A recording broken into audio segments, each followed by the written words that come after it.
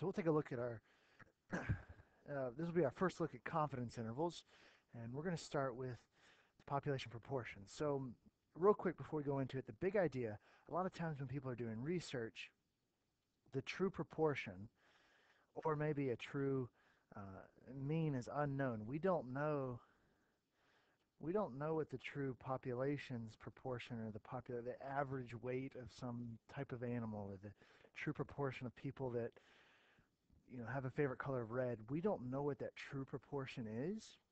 In an academic world, we do because I can make it up and I can say this is it. But oftentimes in research, we don't. And this is where confidence intervals come in. Confidence intervals allow us to use a p hat, or in the case of means, an x bar, to estimate what we think the true value is. Right? So let's say that we got this situation. I'll move the recorder just a little bit. Where this survey of 1,003 adults, 662 would be happy spending the rest of their lives, or the rest of their working career with their employer. So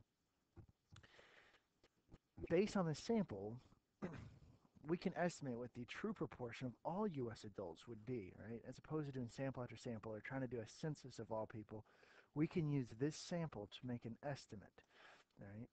So here's what we know about p-hats. If we took sample after sample after sample, they should be normally distributed, right?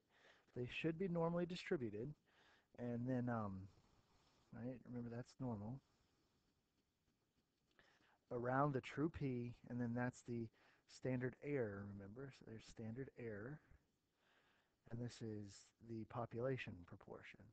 So that's one way that we could try to find the true ones, right? And again, this is what we discussed. If we're taking our data from a simple random sample, if the population is big enough, and then also if NP and NQ are both greater than or equal to 10. Well, the issue here is unless we've done a census, we don't actually know P. So what we're going to have to do is use P hat to estimate P. So we take our sample, and if we've taken a good sample, right, if we've done an SRS, if our population's big enough, but this time we're going to check that NP hat and NQ hat, and remember Q hat is just going to be 1 minus P hat. If those are both bigger than 10, then what that's going to allow us to do is say, based on our sample, we can now try to get a pretty good estimate of what the true proportion is. All right. The big thing, though, we're not going to go on a limb and say that we found the exact value. We're going to give a range of values, right? And then there's going to be this certain thing called a confidence level. So the formula for that, the basic formula that you're looking for, you're going to use your p hat, right? We're going to take p hat and add a little and subtract a little. Basically go up and down from p hat just a little bit based on how confident we want to be, right? The add and subtract, that's where the plus minus comes in. So, right, we got our estimate of p, and then this level of confidence, which we'll discuss here in just a few minutes, and then the standard error, right? So we're using p hats and q hats.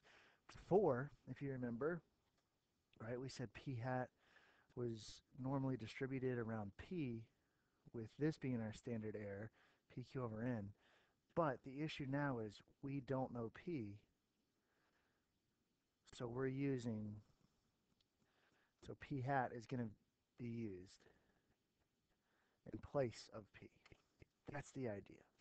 So what we're going to start with, we'll start at the end and then work our way back to see what's going on. So from the previous problem, we would be 95% confident that this interval between 64 and 68% contains a true proportion of people happy spending the rest of their career in their job. So between 64 and 68%, we think the true proportion is somewhere in there. Maybe it's 65, maybe it's 67, maybe it's 64.2. We don't know, but we do feel 95% confident that we're close. So let's work our way backwards to see where this thing's coming from. So first thing, the middle of that interval. So the middle of this interval, right there, is going to be 66%. All right, and that value simply came from, this was our p hat from earlier, right? There's 662 people that were happy with their job. All right, so then we take a look at, well, how far are 0.64 and 0.68 from 0.66? Right, they're 2% off. So the trick here, where did these numbers come from? Well, if we look at the standard error, right, so this was our standard error, p hat q hat over n, right, the square root of that. That's what we're looking at here. And that's 0.01, but we need to get to 0.02. So the idea now is we're going back to that normal distribution, and 95% should be a pretty familiar number to us in terms of standard deviations, because the empirical rule says that we're within 2 standard deviations at 95%. So here's the idea. We're going to take our p hat from our sample, and then we're going to add and subtract the 2 standard deviations and our times our standard error. That's what's happening here. We're basically saying we're going to start at our p hat, and we're going to go up and down 2 standard errors, right? This is basically saying we're going to go up and down 2 standard errors, because we have to have that new standard deviation, right? So p hat plus or minus up and down those 2 standard errors. All right, so we'll run a quick example. So a study of 74 patients with ulcers. They were prescribed Pepcid. After 8 weeks, 58 reported healing. So what's the 95% interval for true proportion, right? So we know that we've got this p hat of 0.784, right? That's what our sample found, but we can't go out and say, okay, this is definitely it. We got it. That's got to be the true proportion. Well, no, we want to give ourselves some wiggle room, for lack of better terms. So we just saw that the z star, right, 95% is associated with 2 standard deviations, and then we need to go ahead and get our new standard error. So we plug in p hat q hat over n, take that square root, simplify it a little bit, right? We'll clean this thing up, and then we finally get this interval 0.69 to 0.88. So the way that we're going to interpret this confidence interval, so we are 95% confident that the true proportion of people of healing with Pepcid is in the interval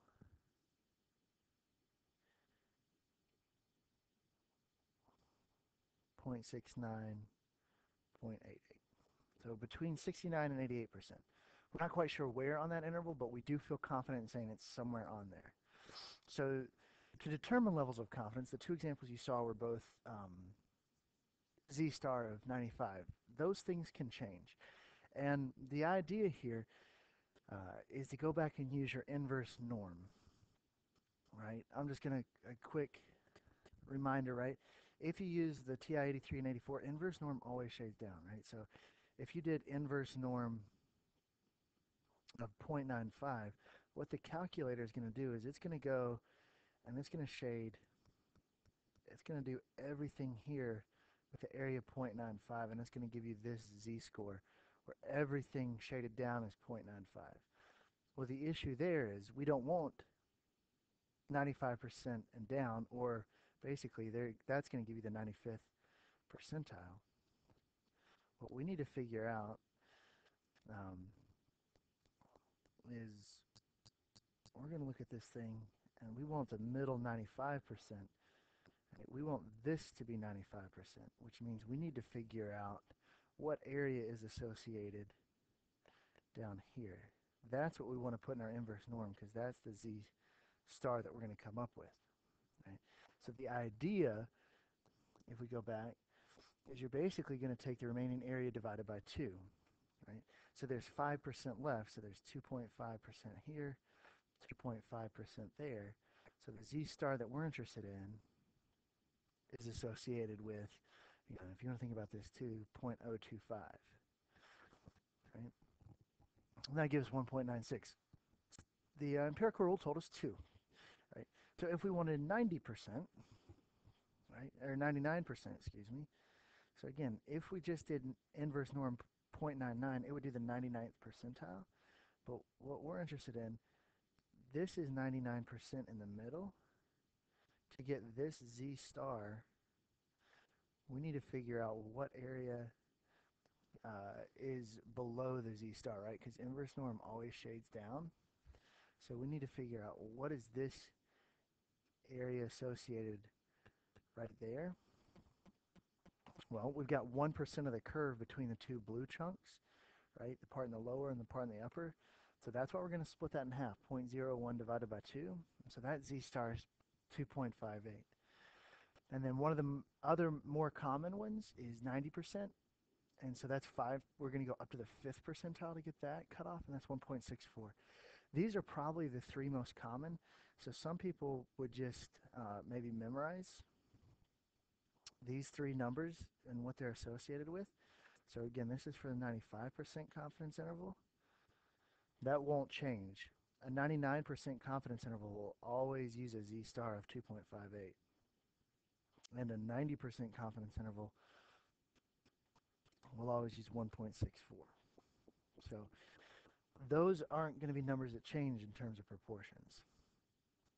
The other thing that you can use is a t-table. And sometimes this is actually a little bit easier to see what your intervals and then what the associated Z star values are, simply because, well, if you look at the bottom left of your sheet, you can see right here it says confidence level. And this is information that's given to you on the AP test. Well, all you really need to do then is find your confidence level. So there's 95%. And then you go to the value right above it, 1.96. We just saw it. 99% we saw was 2.58. Here's 90%, 1.65, right? Go back. Those are the values that we saw right here. So sometimes the calculator is kind of, you're not quite sure, what do I divide by, when do I divide, when do I not divide. Sometimes the table here, I think the table is actually a whole lot easier to use. So what we could do from there is kind of come up with this. If you're looking at the table or whatnot, using that information from the Pepsid, this is from the previous example we did 95%. But if we wanted to construct 90% confidence interval, right, you could either use your calculator and the inverse norm, or go to the table, right, 90%, 1.64, 1.65, right? And I think they also wanted us to look at 70%, so 1.04, and 80%, 1.29. And so what's happening with all of these, notice p hat's the same. We're still starting right there with our p hat. Our standard error is the same, right there, standard error. But the only thing changing is the Z star value. And notice as we get less and less confident, this interval becomes smaller and smaller and smaller, right? We're not going to be as confident when we don't throw out as big of a range, right? Common sense kind of says if you're throwing out a smaller range, you're probably not as confident. So here's the idea on a graph, right? Here these confidence intervals kind of thrown onto a graph onto the same axis. And the big thing we want to realize is the higher the confidence, the wider the interval. We're probably going to be more confident in a solution if we get to include more numbers, if you want to think about it that way.